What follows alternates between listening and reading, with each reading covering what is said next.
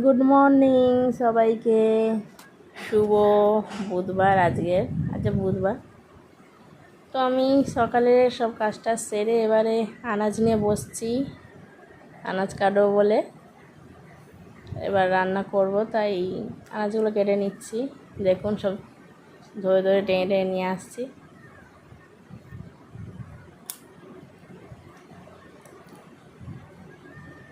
তো সকালে এখানে বসে এই চানাচুরটা ঢাললাম, ঢেলে একটু চানাচুর খাচ্ছিলাম, তাই চানাচুর পরিটা পড়ে আছে।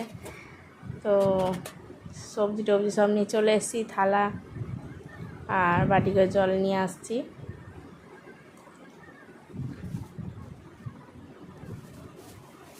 তো বন্ধুরা,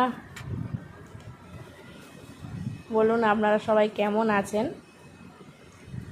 আশা করি সবাই ভালোই আছেন, সুস্থ আছেন।